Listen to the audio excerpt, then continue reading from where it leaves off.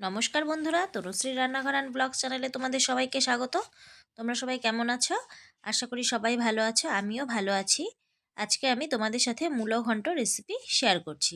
এটা কিন্তু সম্পূর্ণ নিরামিষ পদ্ধতিতে আমি রেসিপিটি তৈরি করব।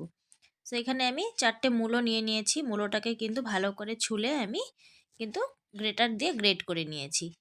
আর নিয়ে নিয়েছি এখানে একটা আলু, এটা আমি ডুমো ডুমো করে ছোট ছোট করে কেটে নিয়েছি।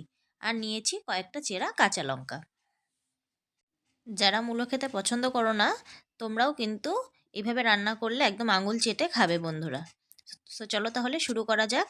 এবারে ওভেনে আমি কড়াই বসিয়ে দিয়েছি। এবারে আমি দিয়ে দিলাম সর্ষের তেল। এখানে 4 টেবিল চামচ মতন আমি সর্ষের তেল দিয়ে দিয়েছি। দিয়ে একটা শুকনো লঙ্কা দিয়ে দিলাম ফোড়নের জন্য। আর দিয়ে দিয়েছি কিছুটা গোটা জিরে। এবারে ফোড়নটাকে আমি কয়েক সেকেন্ড ভেজে নিয়েছি। তারপরে আমি এর মধ্যে দিয়ে দিলাম 3টে এলাচ আর 2 টুকরো দারচিনি। এলাচ দারচিনি থেকে সুমিষ্ট গন্ধ বের হলে তারপরে আমি দিয়ে দিলাম এর মধ্যে সেই ডুমো করে কেটে রাখা আলু। আলুটাকে দিয়ে এবারে আমি নুন হলুদ সামান্য একটু দিয়ে আলুটা লালচে করে ভেজে তুলে নেব।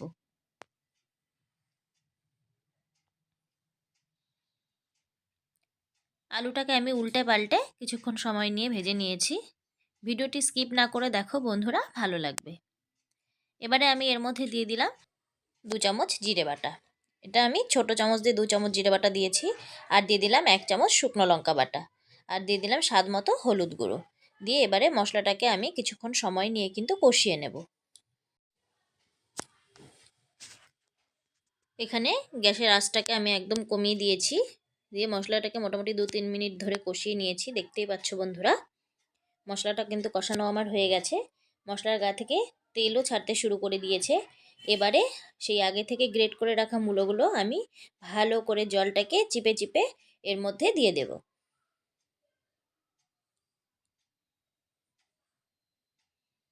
হাত দিয়ে দিয়ে চেপে চেপে কিন্তু আমি জলগুলো সব বের করে নিয়েছি। দেখতেই পেলে যে কতটা পরিমাণে জল ছেড়েছে। এবারে এর মধ্যে আমি দিয়ে দিলাম স্বাদ মতো নুন। আর দিয়ে দিলাম 3টে চেরা কাঁচা লঙ্কা। এবারে মূলোটাকে আমি সেই মশলার সাথে ভালো করে কিন্তু মিশিয়ে নিচ্ছি। কিছুক্ষণ সময় নিয়ে সুন্দর করে মিশিয়ে নিতে হবে। আমি উল্টে পাল্টে খুব ভালো করে কিন্তু সমস্তটা মশলার সাথে মিশিয়ে নিচ্ছি।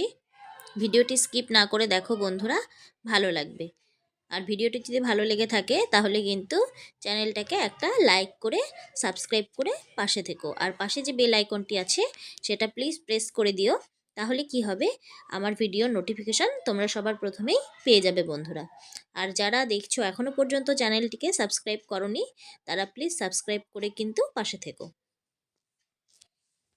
দেখো কথা বলতে বলতে কিন্তু আমার অনেকটাই মেশানো হয়ে গেল সব কিছুর সাথে। তারপরে আমি ঢাকনা দিয়ে ঢেকে দিয়েছিলাম মোটামুটি 5 মিনিটের জন্য। 5 মিনিট পর আমি ঢাকনাটা তুলে নিয়েছি। দেখো মূলোটা কিন্তু আমার এবারে একটু সফট হয়ে এসেছে।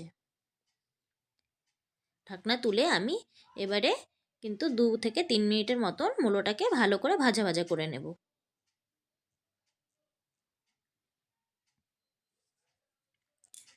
এখানে কিন্তু গ্যাসের আঁচটাকে আমি কমিয়ে একদম ভালো করে সুন্দর করে ভাজা ভাজা করে নিচ্ছি। আর গ্যাসের আঁচটা কিন্তু বাড়িয়ে দিলে পুড়ে যাওয়ার চান্স থাকবে। 3 থেকে 4 মিনিটের মতন আমি ভাজা ভাজা করে নিয়েছি। নিরামিষ দিনে কিন্তু বন্ধুরা তোমরা এইভাবে বাড়িতে বানিয়ে ট্রাই করে খেয়ে দেখতে পারো। সব রকম রান্নাই কিন্তু ঘুরিয়ে ফিরিয়ে খেলে ভালো লাগে খেতে। এবারে আমি এর মধ্যে দিয়ে দিলাম 1 চামচ জিরের গুঁড়ো। এটা আমি জিরেটা শুকনো কড়াইয়ে কিন্তু একটু টেলে নিয়েছিলাম, তারপরে সেটাকে গুঁড়ো করে দিয়ে দিলাম। এতে করে কি হয়, যে একটা স্মেল, জিরে ভাজা জিরের একটা গন্ধ, সেটা কিন্তু রয়ে যায়। জিরের গুঁড়োটাকে আমি ভালোভাবে মিশিয়ে নিয়েছি। আর দিয়ে দিলাম এখানে 2 চামচ ঘি। নিরামিষ রান্নায় কিন্তু একটু ঘি না দিলে খেতে ভালো লাগে না। আর এর মধ্যে দিয়ে দিলাম আমি টেস্টটাকে ব্যালেন্স করার জন্য 1 চামচ চিনি। তোমরা তোমাদের স্বাদ অনুযায়ী চিনিটা দিয়ে দেবে। তো এবারে কিন্তু আমি সমস্তটাই ভালোভাবে সেই মূলো ঘন্টর সাথে কিন্তু মিশিয়ে নিচ্ছি।